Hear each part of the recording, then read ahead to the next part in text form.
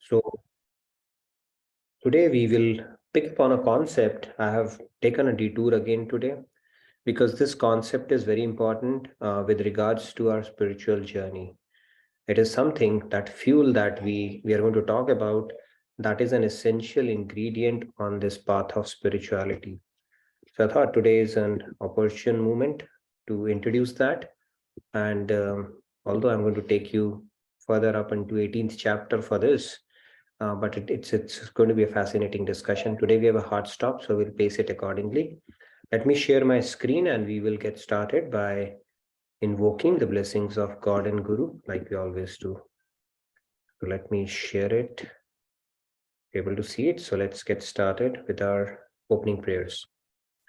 Gurur Brahma, Gurur Vishnu, Guru Devo Maheshwaraha, Guru Sakshat Parabrahma, Tasmai Shri Guruve Namaha. Vasudeva Sutam Devam Kamsa Chanurmardanam Devaki Paramanandam Krishnam Vande Jagadgurum Krishnam Vande Jagadgurum. All right, so let's get started. Today I picked up verse 1826. Now, for those of you who might be joining new, you don't have to get worried that we are about to complete Bhagavad Gita. We are definitely not.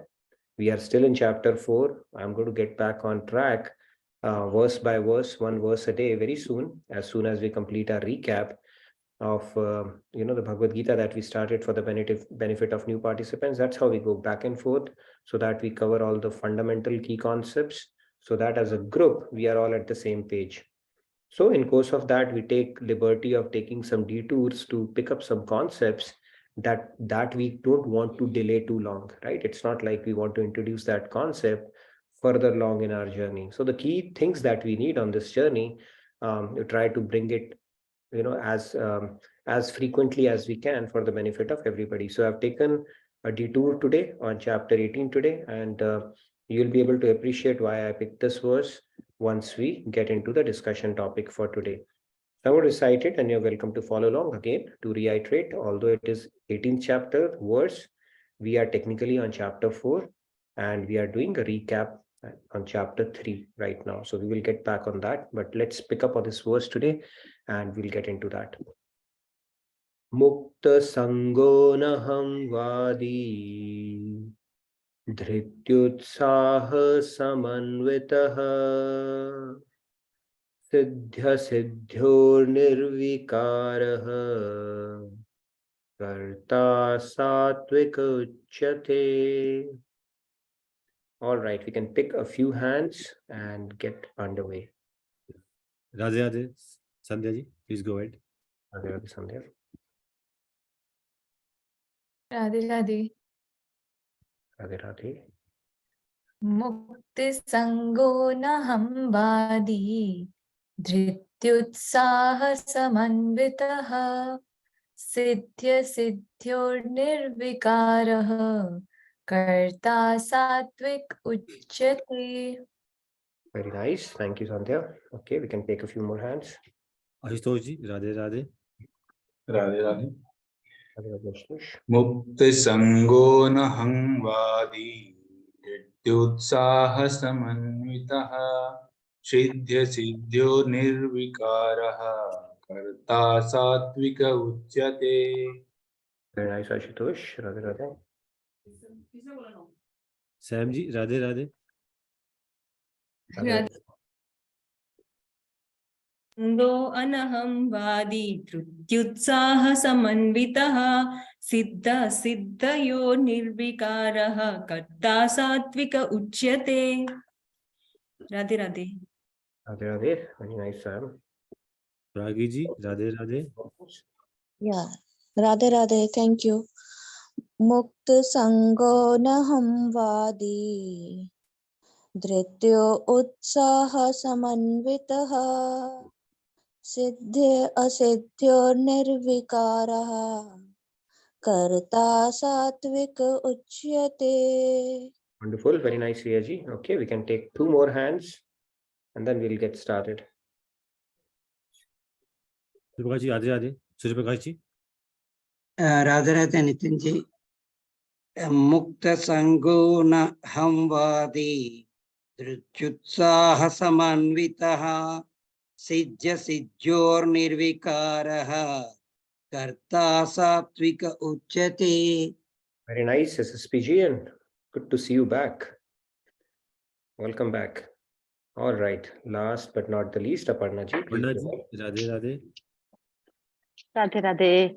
मुक्त संगो न हम वादी धृति उत्साह समन्वितः सिद्धि असिद्ध्यो निर्विकारः कर्ता सात्विक उच्यते. Very Thank nice, you, thank you, Radha. Aparna ji. All right, so let's get started. Now, the reason I picked up this verse is because this is an essential ingredient required on the path of spirituality.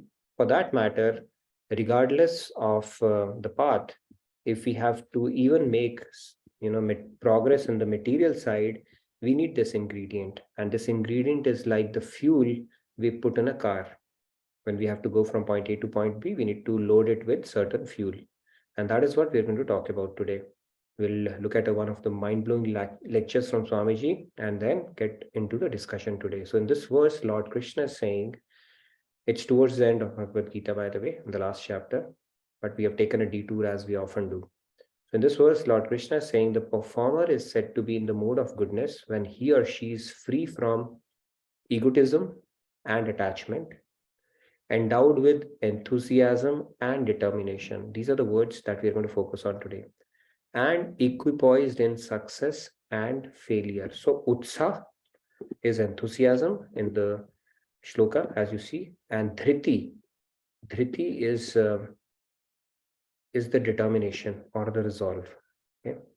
So these are very, very important to succeed spiritually, and these are needed to succeed materially as well, but more so on the path of spirituality. So let's get started. So in today's session, we are going to look at one of a mind-blowing lecture from Swamiji. It is one of my favorite lectures, very nice. So we are going to relish that. And then we are going to talk about what is that fuel that we need to load ourselves with to succeed. Okay. So let me stop share my screen for a bit because I have to share audio. I think I didn't do that initially, share sound and then get started. Just give me a sec. Okay. I think we should be able to start. Are you able to see the screen now? Ji Okay. you can see this. Okay, so let's relish this lecture and then we'll get started.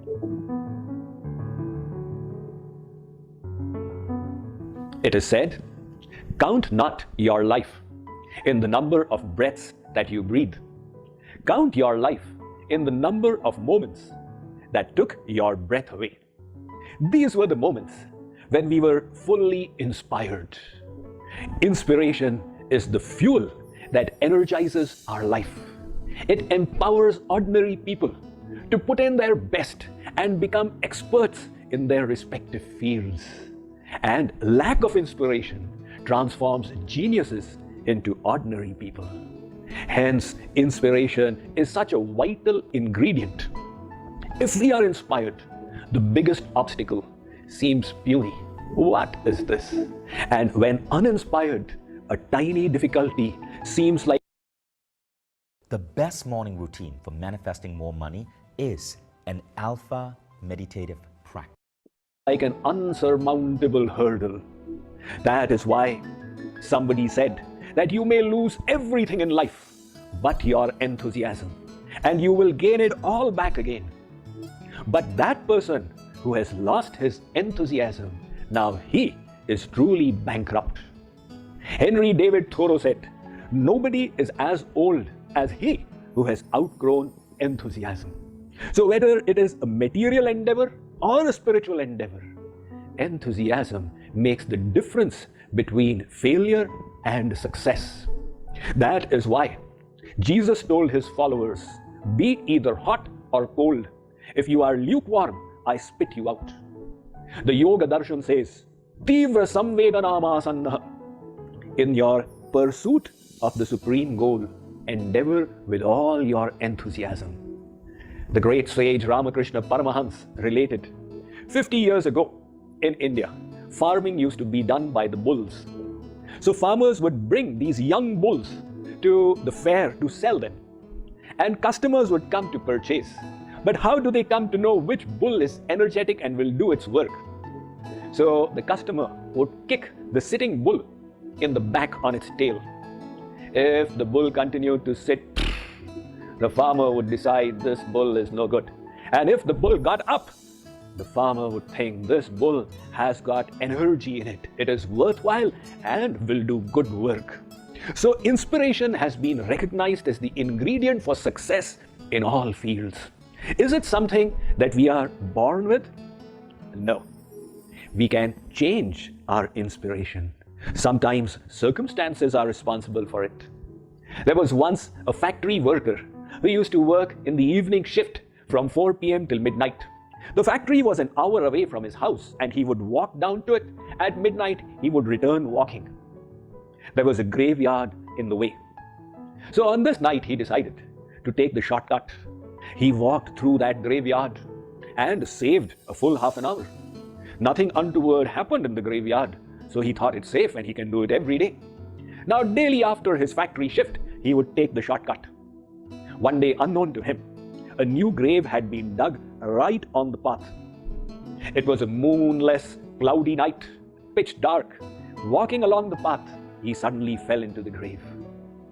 Now he realized that he has fallen into a new grave. He tried to claw his way out, but found it was difficult. It was 7 feet deep. So he decided to spend the night there, and next day somebody would come to take him out.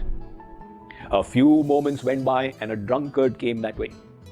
The drunkard, with his intellect destroyed, also fell into the grave. Now the drunkard became scared and came to his senses. I'm in a grave in this graveyard on the other side of midnight. I hope no spirits make their appearance. Let me get out of here as quickly as possible. He was trying to claw his way up, but finding it impossible. And this man sitting on the other side was watching the drama. So he decided to convey his wisdom to the drunkard. And unannounced, he came from the back and patted him. My dear fellow. Now what does the drunkard find? There's a hand on his back. That man announced, there is no use trying, you cannot get out. The drunkard was scared out of his wits. Suddenly he found the inspiration to get out. He leapt a few more inches until he reached the edge and pulled himself out. Now that inspiration within him changed. So it's not that people don't have the ability to be inspired. Factory managers say their workers are uninspired. But see them on Friday afternoons when they get out of the factory, how inspired they are. So this is a quality that we can develop within ourselves. How do we tap into this? Factors were analyzed that motivate or demotivate people. It was found that if the boss has been too harsh on the subordinate, it is demotivating. If the boss has criticized, it is demotivating. But the same situations seem to motivate others. One man says, okay, now I will not give my best. The other says, really, I'll put in so much of hard work that my boss will have to accept that I am good. So what motivates then and what demotivates? In Toronto, social scientists interviewed two brothers. One of them was a drunkard, a derelict. He had cirrhosis of the liver. He was a wife beater and had repeatedly gone to prison. And his younger brother, his life was a complete success. So the social scientists asked the elder brother, why are you in such a mess? He said, what else would I be? My father was a drunkard. He was an alcoholic wife beater. I saw him make his life such a mess. I grew up in those circumstances. How could I be any better? The scientist said, he has got a point. They asked the younger brother, how come you have got it all right? Your health is good. You don't have vices. You have a wonderful, harmonious family. You are well praised in your work. What is the secret of your success? He said, how could I not do it like this? I saw my father make all the mistakes and there was no way I could repeat them. The scientist said, he has also got a point. Now, in the same environment, one is getting motivated, the other is getting demotivated. What then is the secret of motivation? The point to understand is there are two kinds of motivation. The first is external motivation, and the second is inner motivation. Have you ever thought about going solar but were put off by the upfront cost or having to wait decades? External motivation means to be inspired by rewards that others offer. If your boss says work hard and you will get a promotion, that is an external motivation. Now in that case, the key to your inspiration lies in the hands of others. Tomorrow, he does not give you the promotion, you get demotivated. However, if we are internally motivated, we can always tap into that source irrespective of the external environment. So as we grow and mature in life, this inner motivation is the one that we need to reach out to. This lesson was taught to me by my spiritual master many decades ago, when he called me to his monastery and he asked me to study the scriptures so that I may distribute this knowledge subsequently. As a part of my study, I felt that I should also practice public speaking because I would need that skill later. The only problem was that there was no public in that monastery. So I would try speaking to a wall. And there can be nothing more demotivating than speaking to a wall, because it will not even say, I don't like the joke that you are saying. So after 5-10 minutes, I would become uninspired and stop. I went to my guru and said, can you please designate somebody who will sit and listen to me for an hour every day while I speak to him? He utilized that situation as an opportunity to teach me a life lesson. He said, look, my child, inspiration or the lack of it don't have to come from the outside. They can all happen from the inside. Remember this formula all your life. If you develop an intense desire, you will then make a firm resolve. When you have a firm resolve, you will put in immense effort, and that is how you will become. But if your desire is weak, the resolve will be mild. The effort will be marginal, and that is how you will become. When I received that instruction from my guru, I said, now I need to follow it, come hell or high water. I understood that carelessness is coming from the inside, and I have the ability to remove it. After that, I was able to give talks to walls, to bushes, to cornfields, to water canals, to anything. It became the easiest thing because I tapped into the inner source. So, if we wish to lead an inspired life, we must learn to develop the quality of inner motivation. And how do you get motivated from within? Give yourself a strong reason, a strong why. When you have a strong reason for doing something, you automatically become motivated. If you wish to be inspired to follow that healthy diet, if you wish to be inspired to stick to your daily regimen of exercise and yoga every day, convince yourself of the benefits you will get from that regimen. Convince yourself of the harm you will cause yourself by not sticking to the regimen. That is why power. This why power is extremely powerful. We people think the mind is not under my control, but that's not really true. If the intellect decides something is important, it has the ability to hold the mind in its control. Consider, for example, you have a weakness for some delicacy, some butterscotch or chocolate chip ice cream, and you have been fasting for 2 days. After 2 days, your friend brings for you the ice cream. Now the mind yearns for it. I want that.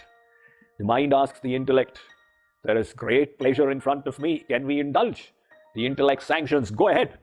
And the intellect has instructed the mind has instructed the hand, and the hand has put the spoon there and is bringing the spoon to the mouth. At that moment, if your second friend comes and says, what are you doing? You wish to die? Die? What do you mean? I mean there is poison in it, potassium cyanide. Intellect says, potassium cyanide, this is dangerous, throw it. The intellect instructs the mind has instructed the hand, and the hand has chucked that ice cream. Here, this person has suddenly got the ability to resist. Where did it come from? It was the power of the intellect over the mind. You want to test his detachment? Offer him $1 million. Sir, eat it. I will give you $1 million. He says, what will a dead man do with $1 million? I don't want it. Oh, but have you seen anybody put poison in it? No. Have you ever seen poison in your life? No. Then my friend has told me there is poison there.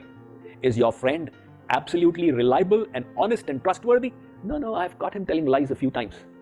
A friend who is not completely trustworthy, his one statement enabled you to desist from indulging in that object of pleasure which was the ice cream, merely by the conviction of the intellect.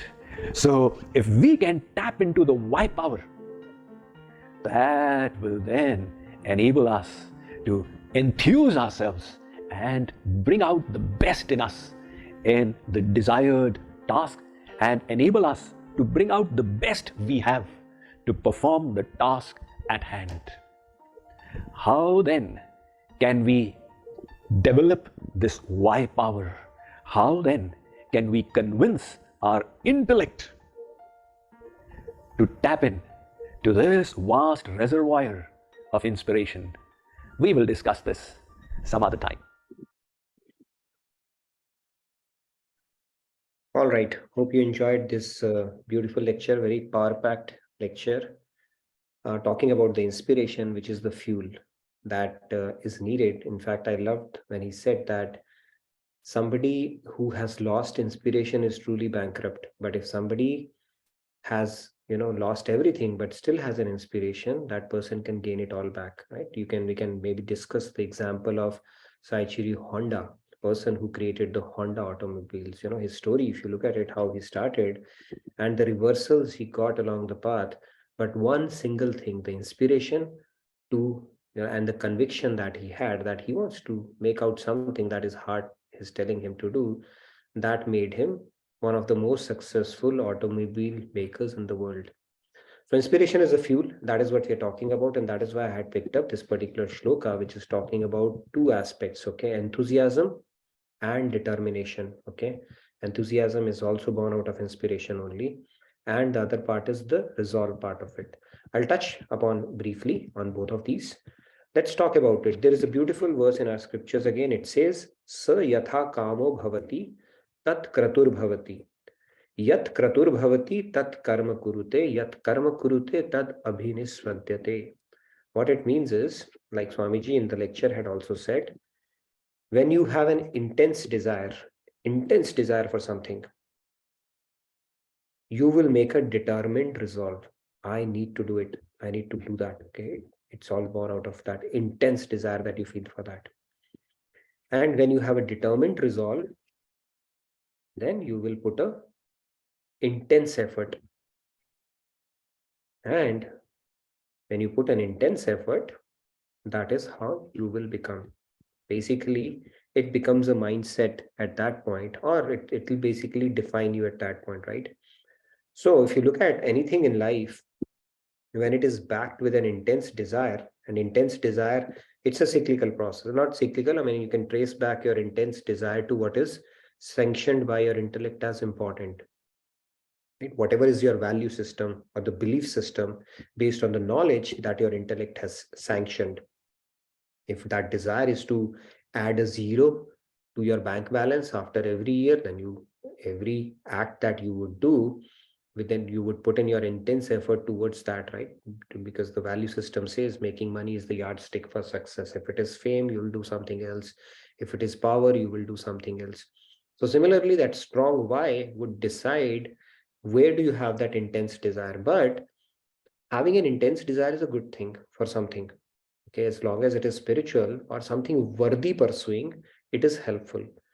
But if you don't have an intense desire, then our effort is also like mild, moderate, medium, chalta hai, right? That chalta hai, and that it becomes a mindset. And effort will also be okay, we'll do and see what happens kind of a deal. So that attitude mindset is very, very counterproductive, not only in the material world, but also in the spiritual world as well. Right? Like the quotation from Jesus also Swamiji gave, that you either be hot or cold. Hot means, okay, now I know. Even in Patanjali Yoga Sutra, it says, Tivra gati and viryam. You need to have valor and you need to go fast.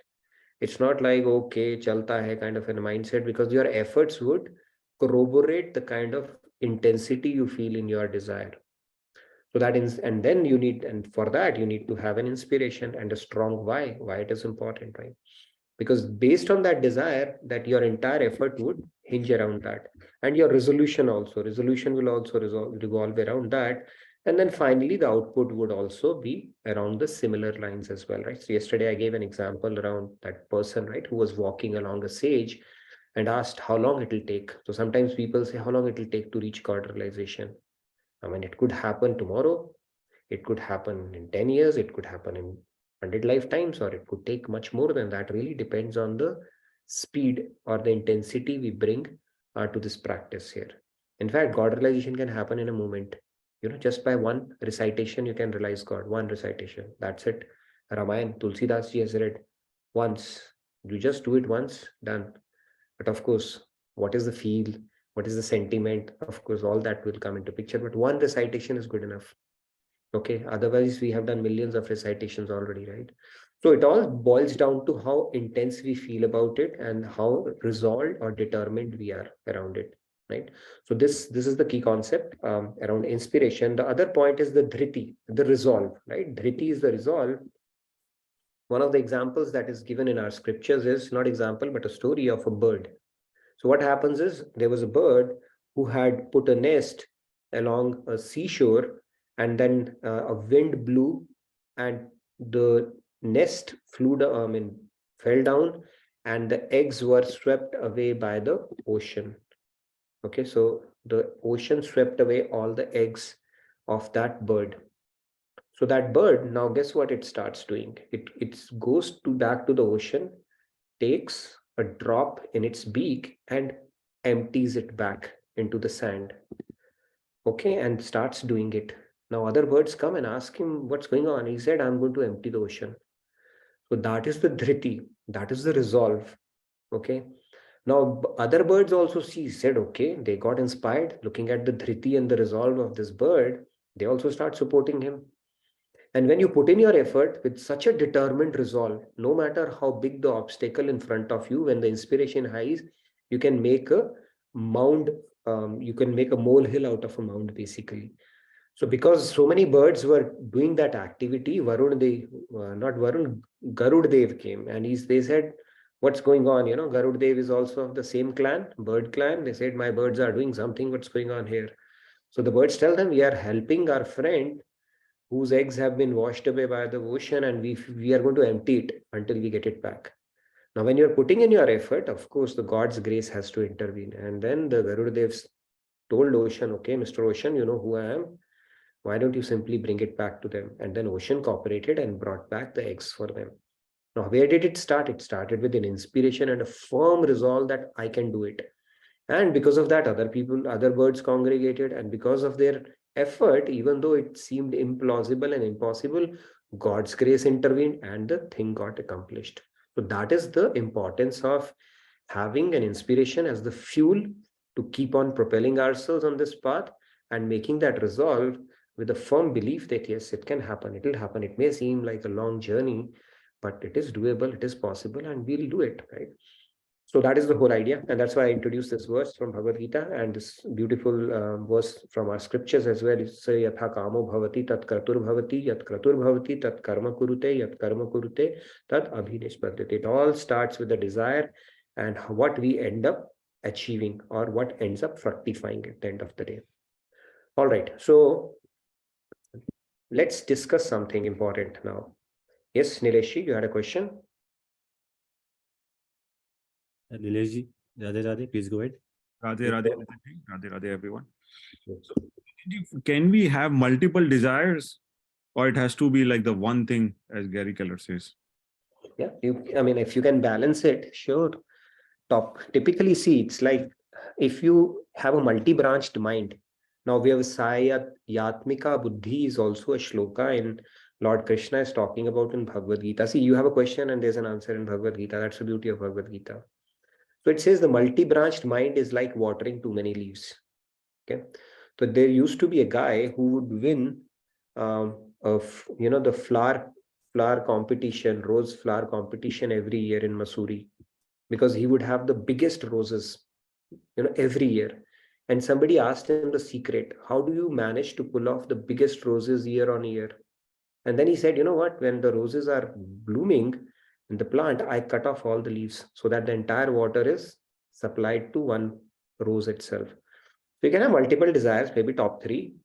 But when it comes to spirituality, there's only one desire at that point. Okay, if you truly want to progress, that is desiring God, service of God.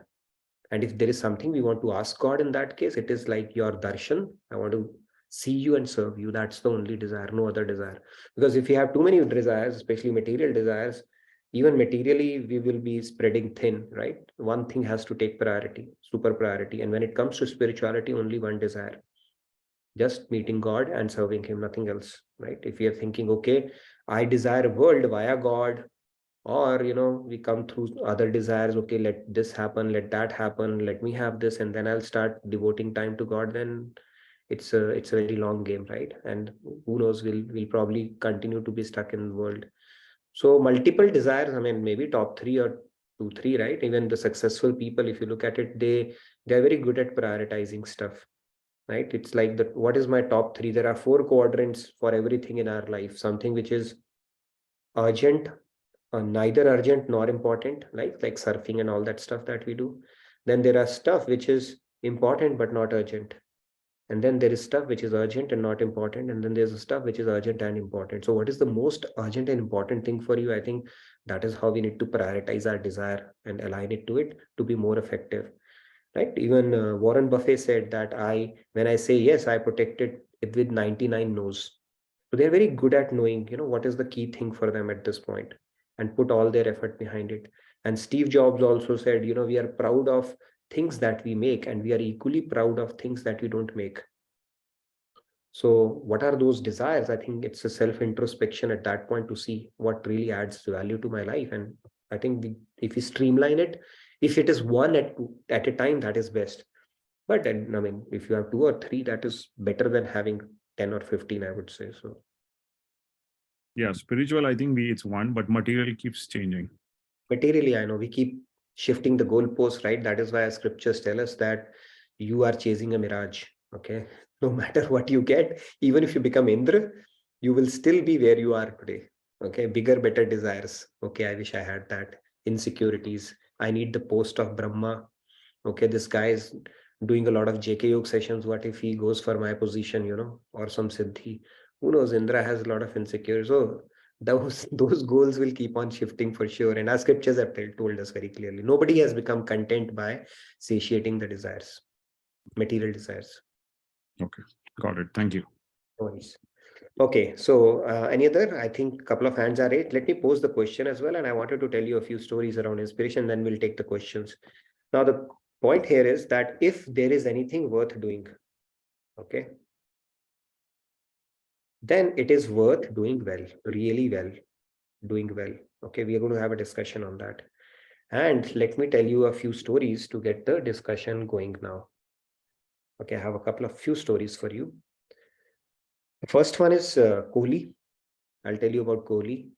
Okay, this guy basically, he used to be fat and chubby, not fat, I would say, but a little slightly overweight for his age. Even when he was playing, if you look at some of the pictures when he was carrying Tendulkar and all, he used to look a little chubby and a little. So this guy, he somehow he had that, a eureka moment, basically, when he was going through a lean patch, that if he becomes fit, then he's reaping a lot of benefits out of it. So he brought in that culture of yo-yo test in Indian team and all that stuff. But the point here is that when he understood that, then no matter what, his coaches say that he will go through the same boring routine day after day after day. Okay, in the heat, whether it is heat, whatever it is, eating his food, whatever that routine is, he's cut out a lot of stuff. They say that when people are partying, he's still nibbling chanas, on his run, because he said that my shelf life is limited and I want to become the best version of myself as a sportsman that I can do. So that much fuel he poured inside him of inspiration that he's able to ward off all the allurements, whether it is food or other things, easily out. And look at some of his interviews. They say that it may be monotonous, it may be boring, but he continues to do that because he knows that in long term it is going to reap him benefits, and he's reaping the benefits around it as well. Now look at Lenin. He's a guy, classic case, when Russia was not doing so well in the world. We know the kind of food crisis and other troubles that they had. He said that, the servitude leadership, he had the inspiration. So he used to have black tea. And somebody asked him, why do you have black tea? He said, I'm going to continue to have black tea for as long as there is even a single young boy in Russia who's not able to afford milk. That was the resolve he took. Okay, that I'm going to make sure that every little child in Russia can afford milk. And until that happens, I'm not going to put milk in my tea. And then there's APJ Abdul Kalam as well, right? We know how many things he achieved, and he was very fascinating personality, very successful as well. Somebody told him, you can't succeed in life because you are not handsome. And his answer was very, very, very fascinating. He said, you know what? I lend my hand to some people. Okay. So by that definition, I'm already handsome. And we know what he ended up achieving in life, right? So these guys, despite adversities and seemingly situations which are very difficult to surmount, were able to, or are able to, like in case of Kohli, to surmount that because they have filled themselves with a lot of inspiration. They just know the why part is so sorted out, why I need to do that. And because of that, nothing is too big in front of them. So now the question is, if there is anything doing well, it is worth doing it, then it needs to be done well. What do you think about this concept? And let's get the discussion going, and any questions that you may have. We have time. So we have a hard stop at 10. We have time. Let's talk about it. Yeah. Suresh Kumar ji, please go ahead. You had a question? Sorry, I didn't get a chance to ask Swamiji about your Tota parrot thing, but I will soon, okay? Never mind. I have a next question. Radha Radhandrinji and Namaste. Today is my question. Can we breathe other names of Krishna with breathing Priyatam? Like Swamiji doing pranayam, Radhe Syam. So can I doing name with Priyatam, because meaning of the Priyatam most dearer, nothing dearer. Yes, you can. No, it's a sentiment behind what you are saying. Actually, every syllable is God. Every syllable of every language is God. In Bhagavad Gita, Lord is going to say in Purushottam Vibhagyog that amongst the syllables I am Om. But does it mean other syllables are not God? They're all, every alphabet, A, B, C, K, Kha, Ga, everything is Brahma. And Yashoda Maiya, how would she call Krishna? Kanua. Hey, Kanua. I mean, she's not even saying Krishna, Shyam. So it's a sentiment behind it. Whatever works for you, do that. The end result should be that you are able to attach your mind to God. And whatever helps you in that, fearlessly you can go with that.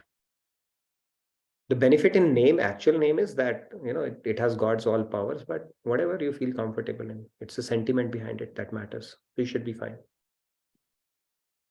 Thank you, Nitinji. No worries. Yes, Sandhya, you wanted to say something? Radhe Radhe.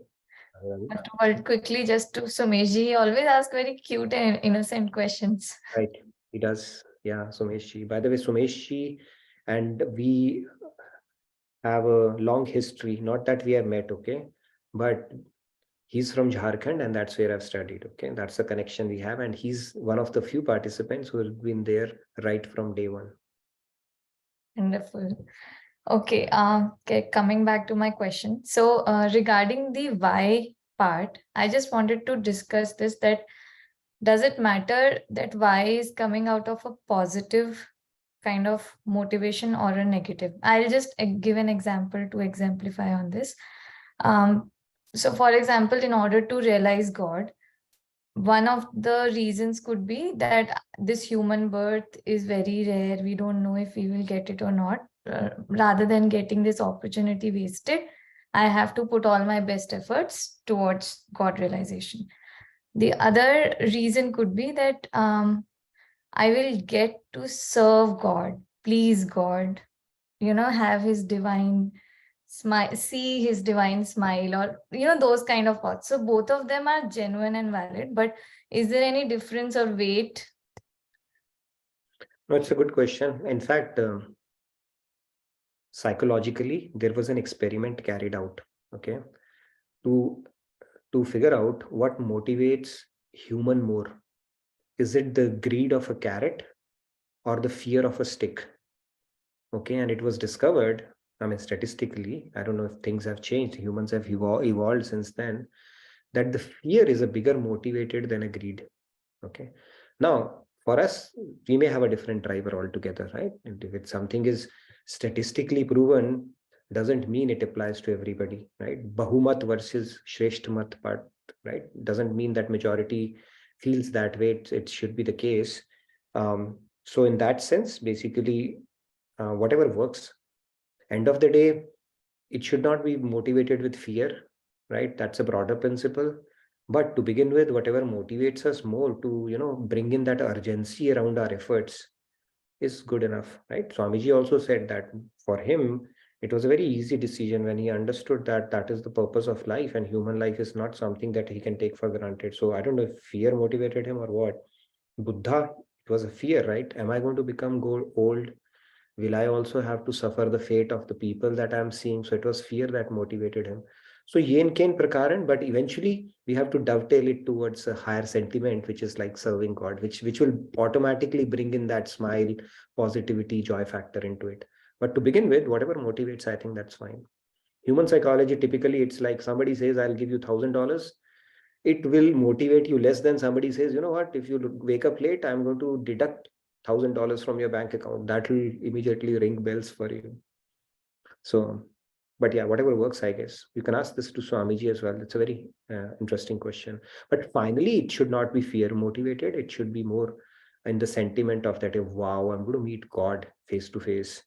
We'll get an opportunity to serve and be part of his pastimes and be beyond Maya forever, right? That is much better sentiment to have at the back of our mind. But the other one, or maybe we can do mix and match of both, Kind of a combination also, maybe. Anyways, thank you. It's just like trying to clear an entrance, right? Sometimes you're thinking, wow, how nice it will be when I get that seat. And sometimes it will be, right, what if I don't get it right? I still have to motivate myself somehow. So whatever works. Yes, Urvi, you're going to ask the most difficult question. I know that. So go ahead, please. No, Radhe Radhe. Actually, yesterday during the SMX, Swamiji pointed out one thing. He said, he was referring to somebody's question related to fear, but he just said one thing: attachment to self-comfort. And it's like you don't realize what you're really attached to. Little bit attachments could be scattered everywhere, but what is the main attachment? I was not able to figure out. And then I realized that my attachment is to self-comfort when he said that, because I really like being comfortable. And if I even do sadhana because it's comfortable for me and I like doing it. So I mean, this desire, one thing is the spiritual kamana. So the spiritual kamana is there somewhat. That desire, I see that I've been able to develop it to some extent. But the next step or the real thing is actually developing selflessness. So I want to ask that how can we develop an intense desire, like uh, to do bhakti? One is kamana and bhakti is service and selflessness. So how can we just leave what we have and develop an intense desire for service? You get some wheat grass and some aloe vera and some bitter gourd. Okay, make a shake out of it, drink it 3 times, and it'll start happening. Okay.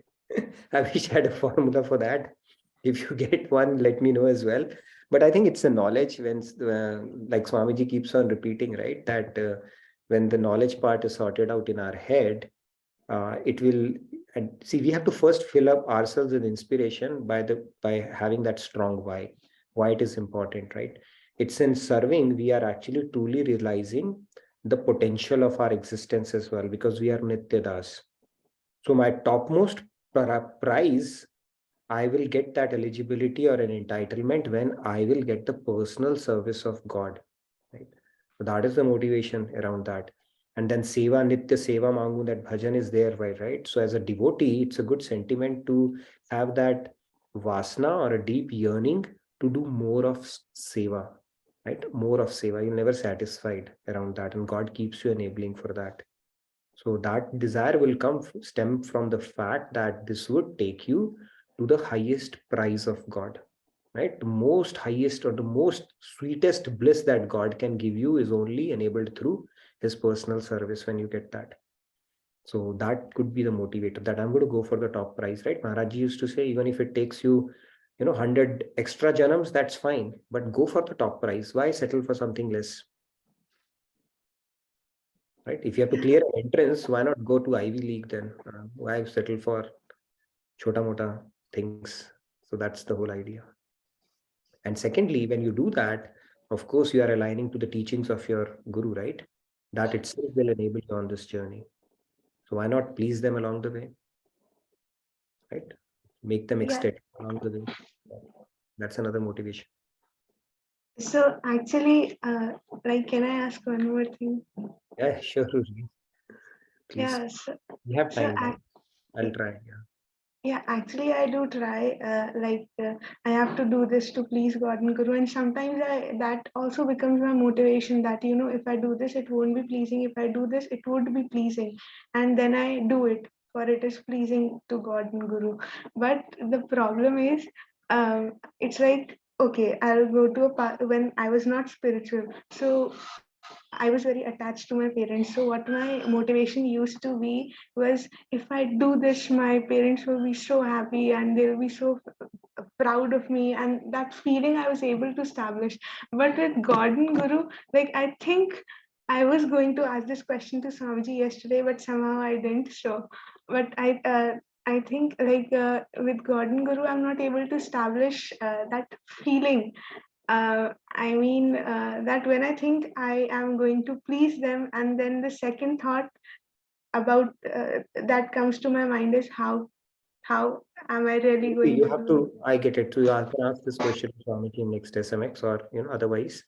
But think of it, God and Guru, if you're expecting them to manifest in front of you and, give that confirmation, that will take time. Of course, it will happen. But look at the journey, right? How the floodgates have opened up, right? Getting a personal association with Swamiji, being able to see, these are the things you would have only dreamt of, some time back.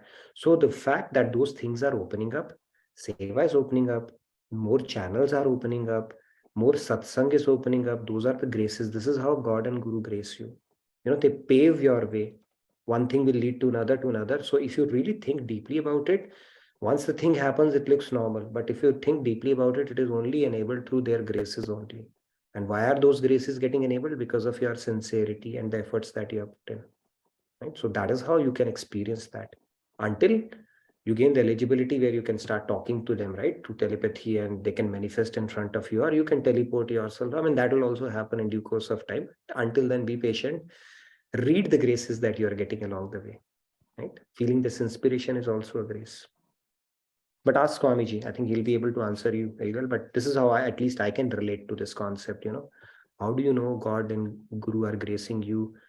This is the best testimonial you can get, how your journey is unfolding. Right? Yeah, but okay. We can discuss more offline. Let's hear from Falguni ji. I think new hand I'm seeing. Let's hear from Falguni ji and maybe a couple more, and then we can make the announcements because we have a hard stop at 10 today. Hello, Nitinji. I am Falguni, and I have just been attending your session since the last 2 months, I think, 1.5, 2 months. And I find your sessions very, very interesting. I've been reading a lot, but I've still not been able to understand a few things. So I just have some doubts. Can I ask 1 or 2 questions? Sure, real quick, and then yeah, offline real quick. conversation also we can have. One is that when we read things, like they keep on saying that have compassion.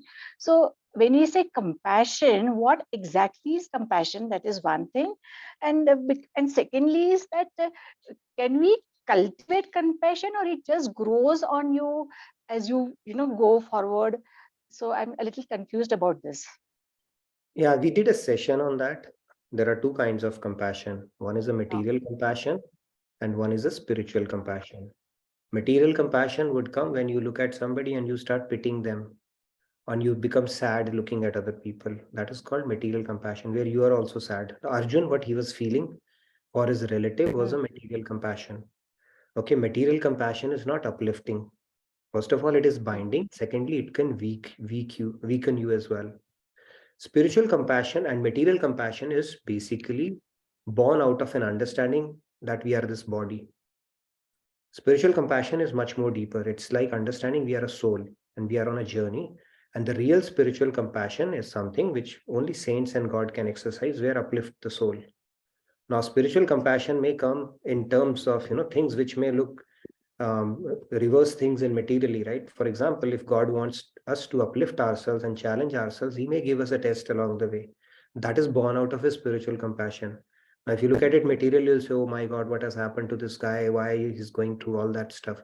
But that might be spiritual compassion at work, because it operates at the level of a soul.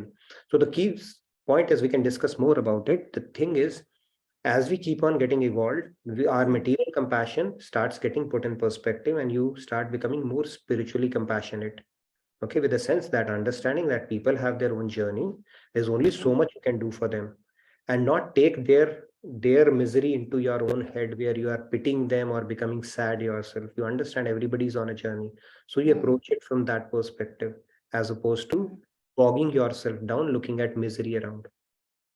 Okay, so these two compassions are different, and I can share that slide with you and have more discussion on what are the other differences between these two compassions. But material compassion is a noble sentiment. You have karuna for somebody, which is a good thing. But spiritual compassion goes much deeper, where you are truly able to think what a soul needs. Okay, not just limited to bodily level. Out of material compassion, you may give somebody money. Money will end. You may give somebody food. They will feel hungry again. Out of spiritual compassion, you'll give them a lift in their spiritual journey, where that soul may take a leap which might have taken them otherwise hundreds of to thousands of life.